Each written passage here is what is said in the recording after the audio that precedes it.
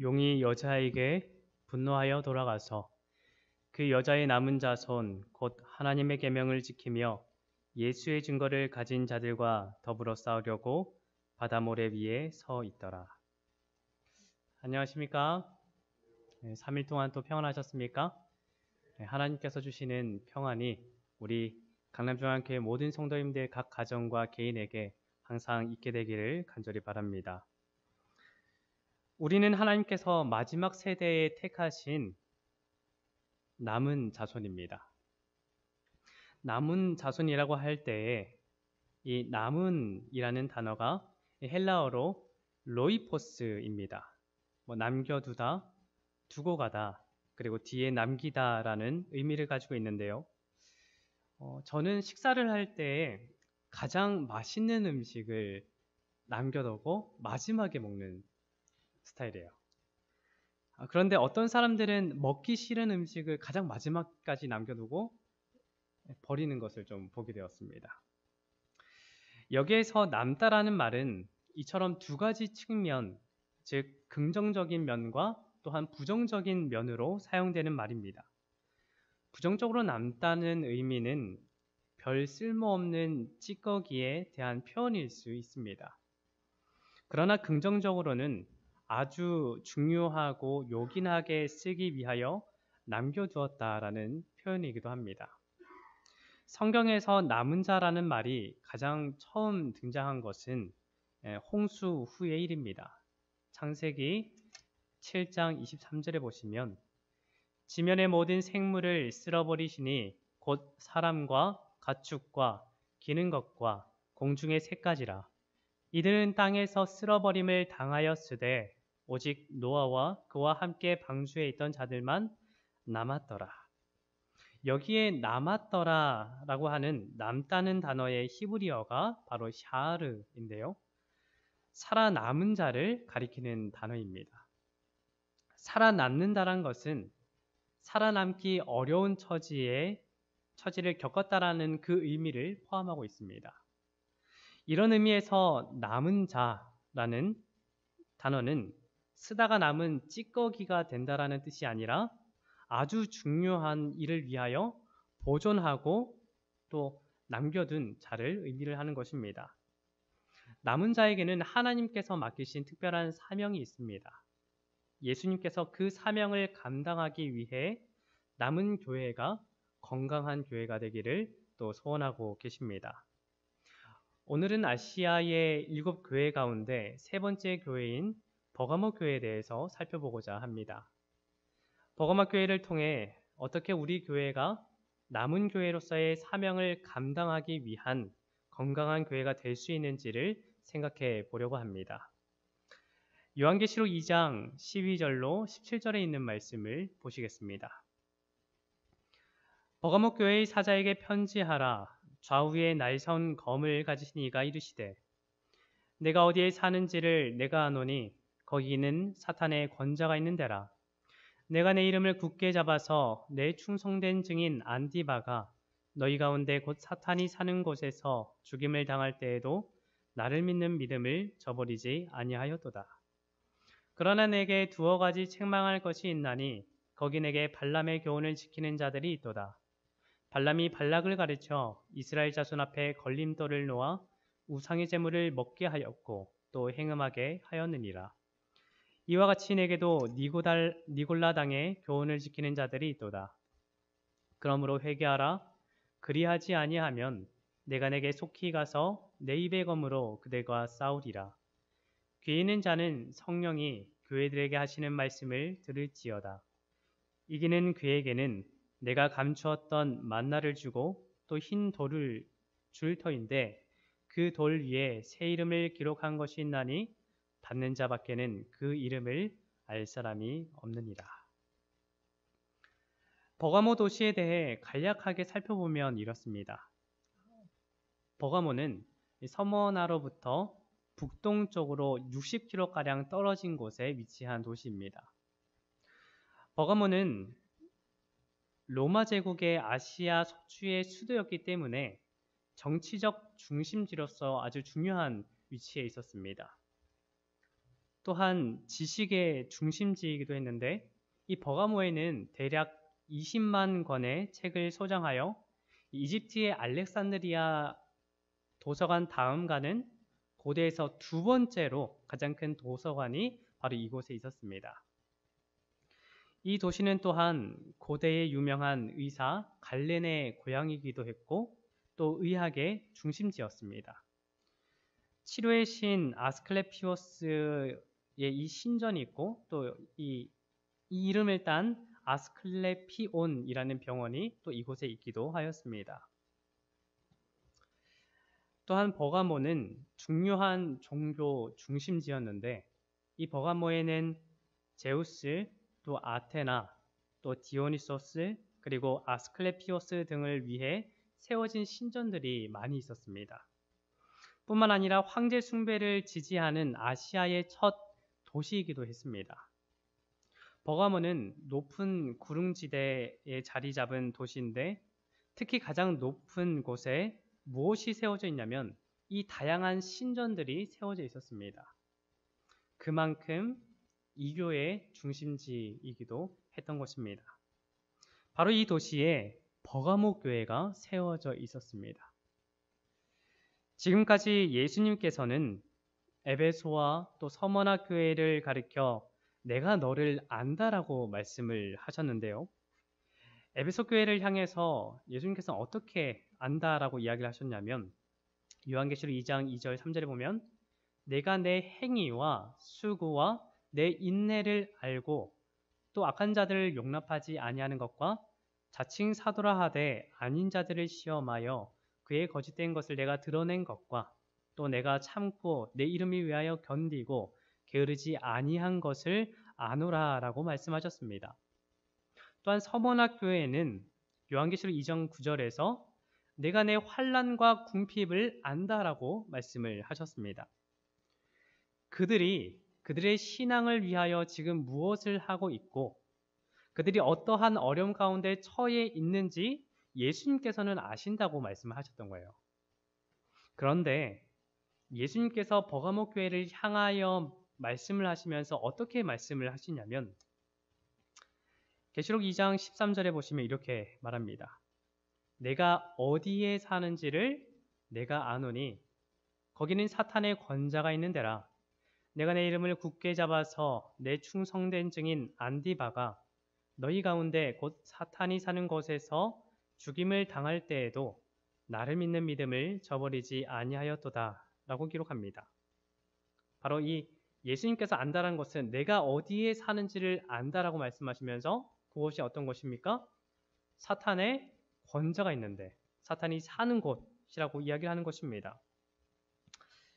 그렇습니다. 지금 그들은 사탄의 권자가 있는 곳, 사단이 거주하는 바로 그곳에 살면서 신앙을 하고 있는 것입니다. 여기에서 이 사탄의 권자라고 할 때 이 권자라는 말은 이 헬라어로 드로노스라는 단어인데 등받이와 팔걸이와 또 발판을 갖추고 있는 높은 의자를 의미합니다. 왕자 그리고 보좌를 의미하는데 요한계시록 4장 2절에 보시면 내가 곧 성령에 감동되었더니 보라 하늘에 보좌를 베풀었고 그 보좌 위에 앉으신 이가 있는데 라고 이렇게 기록하면서 여기 보면 보좌라는 단어가 바로 앞에 이야기했던 권자라는 단어와 같은 드로노스라는 단어입니다. 하나님의 하늘 보좌에 이 드로노스를 사용한 겁니다. 사단은 마치 하늘 아버지의 보좌와 같이 땅에서 자신의 보좌를 그렇게 세워두고 있는 것을 보게 됩니다. 마치 자신의 세상의 모든 것들을 다 다스리는 통치자인 것처럼 그렇게 보이고자 했던 것입니다. 사단은 그곳에서 여러 통로를 통하여 예수 그리스도를 주로 섬기는 자들을 무척이나 괴롭혀 왔습니다. 그리스도에 대한 자신들의 믿음을 포기하고 부인하라고 그렇지 않으면 너희를 죽여버리겠다라고 협박하여 왔습니다. 예수님께서는 알고 계십니다. 예수님께서 버가모 교회 성도들을 향해 염두에 두고 있는 문제는 바로 그들이 어디에 있는지 그 위치적인 측면에 대해 아시고 관심을 두고 계신다라는 것입니다. 그래서 이것이 우리에게 무엇을 말해줄까 생각해 보면 때때로 우리는 우리 교회가 어떠한 위치에 있는지 어느 장소에 있는지를 좀 생각하고 또 고민을 하는 것을 보게 됩니다. 그런데 그 고민을 우리만이 하는 것이 아니라 예수님께서도 함께 고민하신다는 거예요. 어디에 사느냐라고 하는 문제가 되는 것입니까? 문제가 되겠죠. 그러나 예수님께서 함께 하신다라면 그것이 문제가 됩니까? 우리가 기억해야 할 것이 있다면 예수님께서는 우리가 어디에 있든지 우리와 함께 하신다라는 사실입니다. 그것을 믿는 우리 모두가 되기를 바랍니다. 버가모교회 성도들은 그 지역에서 신앙을 지키는 것이 결코 쉽지가 않았습니다. 요한계시록 2장 13절에 보시면 내가 어디에 사는지를 내가 아노니 거기는 사탄의 권자가 있는 데라. 내가 내 이름을 굳게 잡아서 내 충성된 증인 안디바가 너희 가운데 곧 사탄이 사는 곳에서 죽임을 당할 때에도 나를 믿는 믿음을 저버리지 아니하였도다 라고 이야기합니다. 예수님을 충성되게 믿는 자들에게 있어 버가모는 순교의 도시였습니다. 황제를 숭배하기를 거절하는 그리스도인들에게 사형 집행이 그곳에서 또 이루어졌습니다. 그럼에도 불구하고 예수님을 믿고 그분의 이름을 굳게 잡았던 자, 그리고 버가모에서 예수 그리스도를 주라 증거했던 충성된 증인 안디바가 그곳에서 죽임을 당하였습니다. 여기서 버가모에서 죽임을 당했다라는 이 충성된 증인 안디바가 과연 누구인가에 대해서 여러 의견들이 있습니다. 안디바의 이름에서는 보면 이 안티는 반대하여 또 대신하여라는 의미를 갖고 있고 이 바는 아버지라는 의미를 갖고 있으면서 그래서 아버지를 대신하여 일하는 자라는 의미를 갖고 있습니다. 또한 하나님께 충성스러운 무리를 또 상징하기도 하는데요.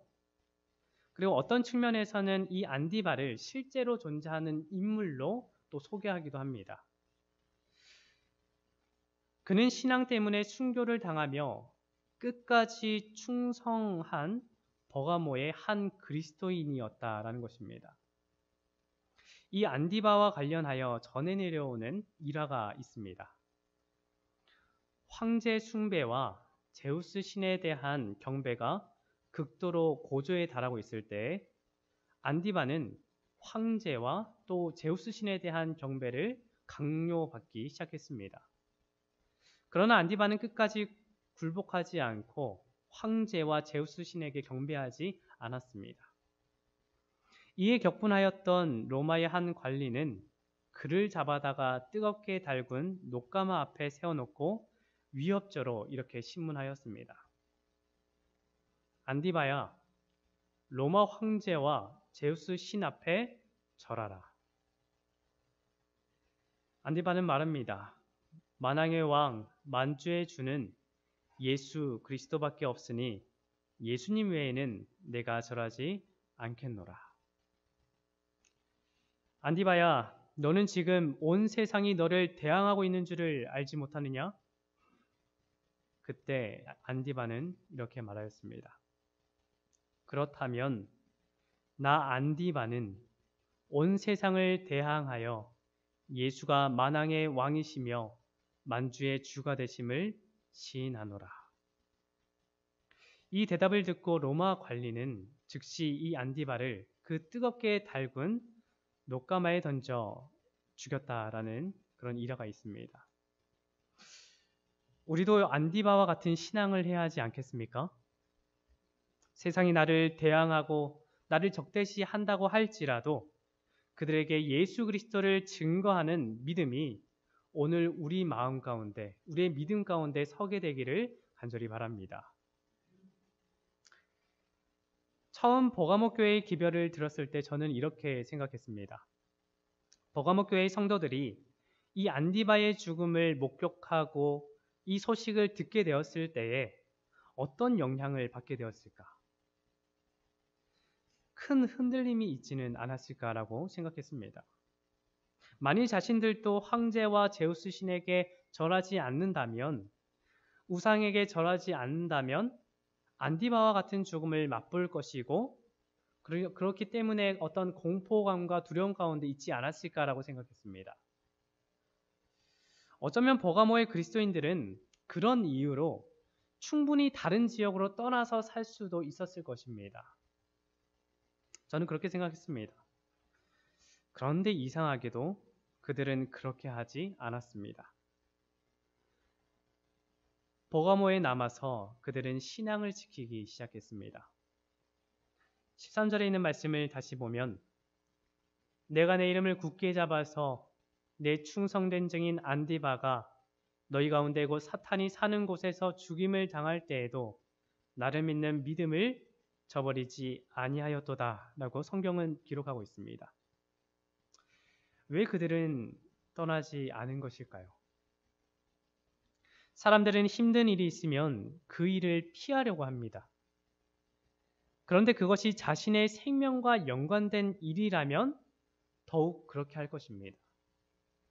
버가모 교회의 성도들이 왜 그것을 떠나지 않았는지에 대해서는 명확하게 알 수는 없습니다. 그러나 그들은 자신이 그곳에 남아야 하는 것이 하나님의 뜻임을 알았습니다. 그렇게 그들은 버가모의 남은 자가 된 것입니다. 많은 선교사들이 여러 어려움 가운데에서도 자신의 선교지를 떠나지 않고 그곳에서 선교하고 때로는 순교하는 자리에 있게 됩니다. 그곳에서 흘린 그들의 눈물이, 그곳에서 흘린 그들의 피가 하늘의 미랄이 되어서 심겨지게 됩니다. 하늘의 미랄이 심겨지기 위해서는 그곳에 남아 있어야 하는 것입니다. 죽음의 위협 가운데에서도 버가모 교인들은 그곳에 있어야 했습니다. 그러나 사실 어떠한 위협과 어려움보다도 더 큰 위협과 어려움이 있다면 그것은 하나님을 떠나는 어려움, 그것이 아니겠습니까? 하나님께서 함께 하시지 않는 곳, 하나님께서 함께 하시지 않는 마음이 바로 불모지인 것입니다. 사탄의 권자가 있는 곳, 그러나 그곳은 하나님께서 더 큰 능력과 은혜로 함께 하실 것입니다. 또한 우리가 피하는 것은 하나님께서 사단에게 승리하실 수 없다는 것을 어떻게 보면 보여주는 것이기도 합니다. 어떤 우리의 불신을 나타내는 것이겠죠. 죽음이 있을지도 모릅니다. 사단은 우리의 목숨을 가져갈지 모르지만 최후의 승리라는 예수 그리스도와, 최후의 승리는 바로 예수 그리스도와 그분을 믿는 그의 백성들에게 돌아가게 될 것입니다. 예수님의 죽음은 그분의 승리요, 사탄의 패배를 이야기합니다. 마찬가지로 우리의 죽음은 그리스도를 통해 얻는 승리를 말하며 또한 사단의 패배를 이야기합니다. 예수님과 함께함으로 승리의 영광을 누리게 되는 우리 모두가 되기를 바랍니다. 버가모에는 이렇게 예수 믿음을 지켜나가는 소수의 그리스도인들이 있었습니다. 그런데 안타까운 것은 이 버가모 교회의 성도들 중에는 끝내 자신의 믿음을 지키지 못하여 발람의 교훈과 니고달랑의 교훈을 지키는 자들이 있었다라는 것입니다. 요한계시록 2장 14절과 15절입니다. 그러나 내게 두어 가지 책망할 것이 있나니 거기 내게 발람의 교훈을 지키는 자들이 있도다. 발람이 발락을 가르쳐 이스라엘 자손 앞에 걸림돌을 놓아 우상의 제물을 먹게 하였고 또 행음하게 하였느니라. 이와 같이 내게도 니골라 당의 교훈을 지키는 자들이 있도다. 핍박과 박해가 이어지고 그들 중에는 두 무리로 나뉘어지게 됩니다. 한 무리는 죽음의 위협 가운데에서도 떠나지 않고 신실하게 자신의 자리를 지키며 끝까지 예수 그리스도의 증인의 삶을 사는 무리입니다. 또 한 무리는 비록 그곳을 떠나지는 않되 발람의 교훈을 따르고 또한 니고달랑의 교훈을 따르는 무리입니다. 그렇다면 여기에서 말하는 이 발람의 교훈과 니골라당의 교훈은 무엇을 말하는 것일까요? 여기에서 이 두 부류를 함께 언급한 것은 서로 연관되어 있기 때문에 언급하는 것입니다. 발람은 히브리어 이름이고 또 니골라는 그리스어 이름인데 이 두 이름은 백성들을 정복하는 자라는 동일한 뜻을 가지고 있습니다. 이 발람의 교훈에 대해서 간단하게 좀 이야기를 하자면 언약의 땅으로 향하는 이스라엘 백성을 발람이 유혹하여서 이 모압 여인들과 부정한 관계를 맺게 하고 우상 숭배에 빠지게 하게 됩니다. 이런 역할을 했던 그리스도인들이 버가모에 있었다는 거예요. 본교의 성경 주석에서는 이렇게 말합니다. 발람은 자기 자신의 이익을 쫓는 데 관심이 있었지 하나님의 백성들의 이익에 관심이 있지 않았다.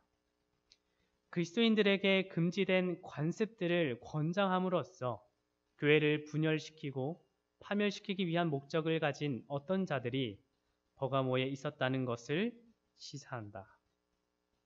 또한 니골라당의 어떤 교훈에 대해서 좀 살펴보면 한 7가지에 대한 어떤 내용이 있습니다.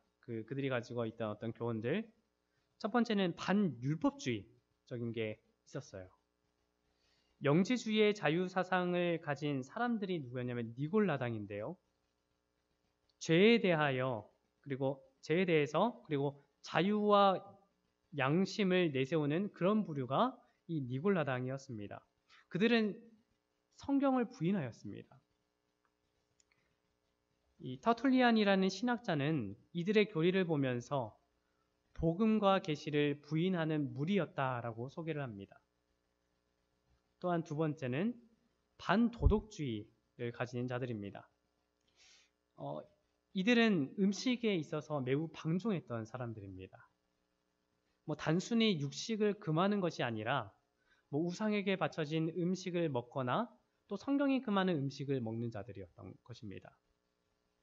또한 불결한 생활을 하게 되고 또 성적인 쾌락을 누렸던 이들이 바로 이들이었습니다. 세 번째로는 종교적 혼합주의인데 그들은 헬라 철학과 헬라 사상을 기독교 생활에 끌어들인 위선자였습니다. 네 번째로는 타협주의로서 그들은 헬라 신과 로마 황제 숭배 및 그들의 어떤 축제에 참여했던 자들입니다.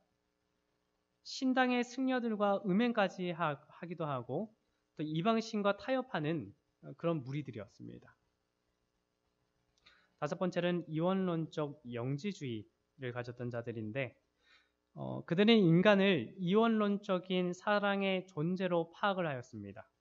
그래서 육은 악하고 영은 선하다라고 생각을 해서 어떤 육적인 어떤 행위가 이렇게 타락하고 문제가 있어도 영만 선하면 괜찮다라고 생각을 가졌습니다. 그리고 무절제주의로서 그들은 은혜로 구원을 받았기 때문에 육신으로 어떤 죄를 저질러도 상관이 없다라고 생각했어요. 그리고 마지막으로 이 무질서주의로서 이 교회에 대한 어떤 질서를 무시하였던 자들이 바로 이 니골라당이라고 이야기를 합니다. 이러한 교리들이 교회에 물밀듯이 밀려 들어오면서 이 거룩한 것과 어떤 세속적인 것에 대한 구분이 확실하게 생기지 않게 됩니다. 그들은 곧 세상과의 타협을 하기 시작합니다. 이와 마찬가지로 마지막 때에 이 남은 무리에 있어서도 같은 현상이 일어나게 될 것입니다. 우리가 있는 곳에서 영원한 복음을 전해야 할 남은 무리 중에 한 무리는 끝까지 신실하고 진실하게 하나님을 믿는 믿음을 지켜나가게 되고 또 한 무리는 세상으로 나아가서 세상과의 타협을 하며 살게 됩니다. 재림교회가 남은 교회가 될 수 있었던 이유가 무엇입니까? 솔라 스크립투라, 오직 성경이라는 그 기본적인 그 사상을 가지고 진리가 있었기 때문에 이 교회가 남은 무리가 될 수 있었습니다. 뭐 다른 이유들도 있겠지만, 그런데 만약 이 진리가 타협으로 인해서 희석되게 된다면 남은 무리로서의 역할을 제대로 하지 못하게 되는 것입니다. 버가모 교회에 나타난 예수님의 모습은 좌우의 날성검을 가지신 이로서 등장을 합니다. 계시록 2장 12절에 보시면 버가모 교회의 사자에게 편지하라, 좌우의 날성검을 가지신 이가 이르시되 라고 기록을 합니다. 예수님께서는 각 교회에 필요되는 모양대로, 모습대로 나타나는 것을 보게 됩니다. 그런데 왜 버가모 교회에 나타난 예수님은 좌우의 날성검을 가지신 이로서 등장하는 것일까요? 앞서 언급한 이 안티바는 버가모, 바로 그 도시에서 죽임을 당하였습니다. 그는 진리를 믿고 있었고 진리를 증거하였기 때문에 검의 권세로부터 죽임을 당하였던 것입니다. 버가모는 다른 도시들과 다르게 사법권과 또한 사형 집행권을 가졌던 도시입니다. 왜냐하면 이 버가모는 황제 숭배에 열심을 가졌던 도시가 버가모였어요. 그래서 당시 로마가 다른 도시 국가를 합병해서도 어떤 이런 자율적인 집행권을 주지 않았는데 이 버가모에만 허락을 한 거예요. 그래서 그들은 어떤 사형 집행을 할 수 있었습니다. 그래서 그들은 그들 스스로 정의의 칼이라고 이야기를 하면서 자신을 어떻게 좀 높였던 게 있었습니다. 또한 버가모의 본부를 둔 이 로마 총독은 이 검의 권세를 가지고 있었습니다.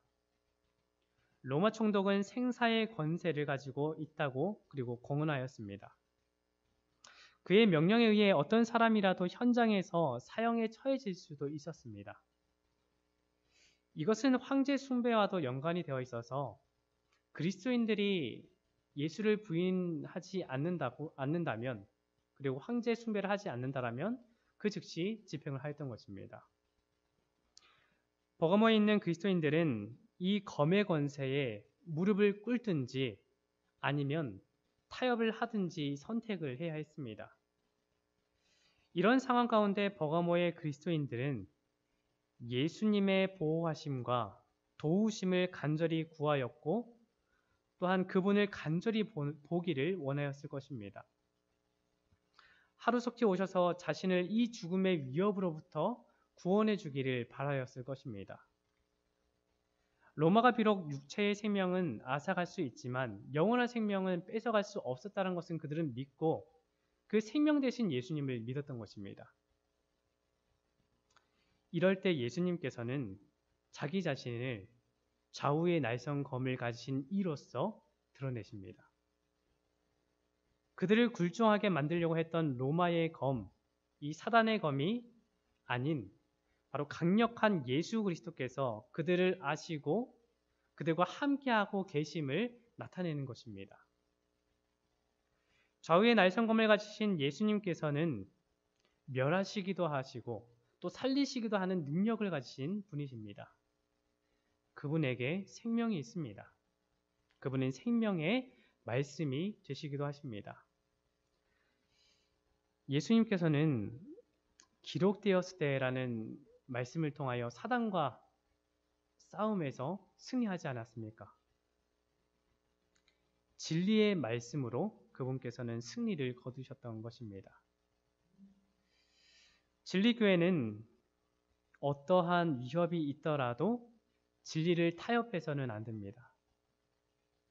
오히려 진리의 말씀으로 승리를 이루는 교회가 남은 무리요, 남은 교회가 되는 것입니다. 예수님께서는 진리를 굳게 잡고 믿음의 신앙을 하는 자들에게 상을 약속하십니다. 어떤 상을 약속하시냐면 요한계시록 2장 17절에 있는 말씀을 보면 귀 있는 자는 성령이 교회들에게 하시는 말씀을 들을지어다. 이기는 그에게는 내가 감추었던 만나를 주고 또 흰 돌을 줄 터인데 그 돌 위에 새 이름을 기록한 것이 있나니 받는 자밖에는 그 이름을 알 사람이 없느니라 라고 기록합니다. 이기는 자에게 주는 것은 흰 돌과 새 이름과 감추었던 만나를 주어 먹게 한다라고 기록합니다. 여기서 이 감추었던 만나라는 것은 영적 생명을 상징하는 것인데 장래에 있을 영생을 의미합니다. 다시 말하면 진리를 증거하고 지키기 위하여 싸우고 있는 교회에 다시 한번 영원한 생명에 대한 보증의 기별을 이 말씀을 통해서 주신 것입니다. 마지막 때 사단은 우리가 있는 곳에 자신의 보좌를 세우고 우리를 무너뜨리려고 하고 진리를 타협시키기 위해서 애를 쓰고 할 것입니다. 그러나 우리가 이곳에 남아서 남은 자손으로서의 사명을 감당해야 하는 것이 우리들의 사명입니다. 안디바는 예수 믿음을 지키며 진리의 말씀을 자신의 생명조차 아끼지 않고 지켜왔습니다. 그렇다면 오늘 남은 자손으로서 우리가 지켜야 할 것이 무엇이 있겠습니까? 우리 교회가 건강한 교회가 되기 위해서는 하나님의 말씀의 진리를 지켜나가야 하는 것입니다. 진리의 어떠한 타협점도 허락해서는 안 되는 것입니다. 무엇이 타협하는 것입니까? 진리만 알고 있으면 끝나는 것일까요? 진리의 말씀대로 살지 않는다면 내가 믿고 싶은 대로 믿고 내가 행하고 싶은 대로 행한다라면 그것은 타협이고 또 진리를 훼손시키는 것이 아닐까요? 진리교회는 말씀을 삶으로 보여주는 교회입니다. 우리들의 삶이 발람의 교훈과 니고달랑의 교훈을 따름으로써 타협을 하는 것이 아니라 진리의 말씀대로 오직 성경이라는 이 말씀에 입각하여서 살 때에 우리들의 신앙은 또 우리들의 교회는 건강한 교회가 될 수 있을 것이라 믿습니다. 진리의 말씀 가운데 우리의 믿음을 굳게 세우는 우리 모두가 되기를 바라며 말씀을 줄이겠습니다.